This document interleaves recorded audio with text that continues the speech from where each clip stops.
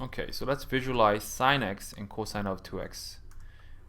Okay, so sine of x, and we only care what it looks like from 0 to pi over 2. So sine of x looks like that.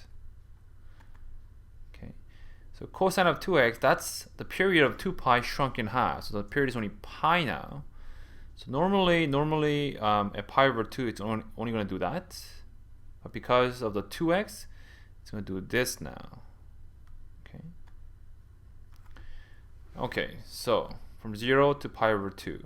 Now what the absolute value does, is that, you know, whatever area we get when you subtract, take the positive. So we're really looking for the area of this.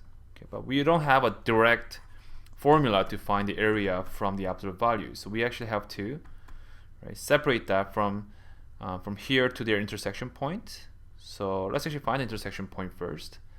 To do that, you just have to make the sine of x equal to cosine of 2x. So you have to know your double angles here. Sine of x, right? So cosine of 2x is 1 minus 2 sine squared x. This is from the double angle formula of cosine of 2x. Okay, so if you don't remember, look up double angles, right? Double angle for trig.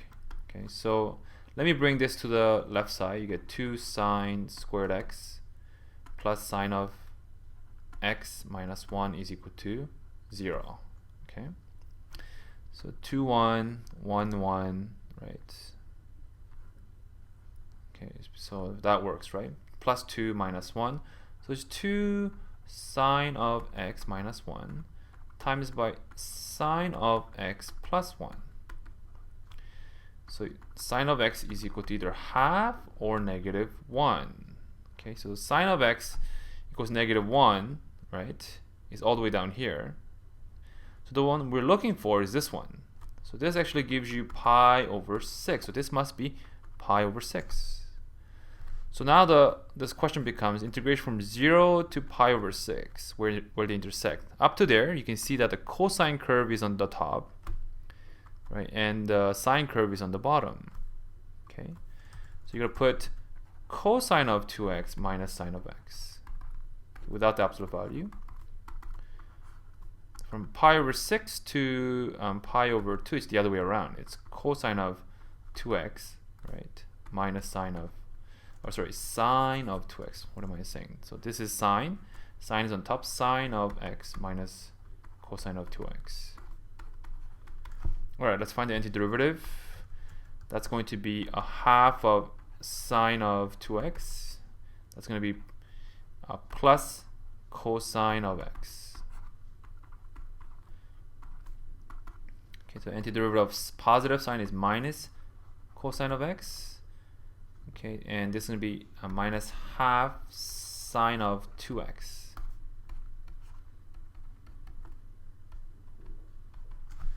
Okay, let's plug in pi over 6. You get sine pi over 3, which is going to give you actually root 3 over 2. Okay, cosine pi over 6 is also root 3 over 2. Okay, plug in 0 into sine, it's going to give you 0. Cosine of 0 is 1, so you get a 1 there. Okay, so I just taken care of this part. Now pi over 2, cosine of pi over 2 is 0. Okay, minus half. Sine 2 times pi over 2 is pi, which is also 0, so there's nothing.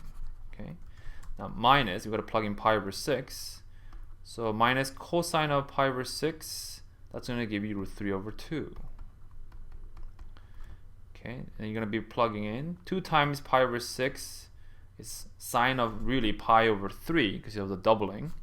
So pi over 3 is going to also give you root 3 over 2 here. Okay, lots of root 3 over 2. So this is root 3 over 4. Actually, let me do it this way. Half plus 1 of root 3 over 2 is 3 over 2. Root 3 over 2. Okay, that's minus 1. Double here. So let's multiply this negative in. You get root 3 over 2 plus root 3 over 4. Okay.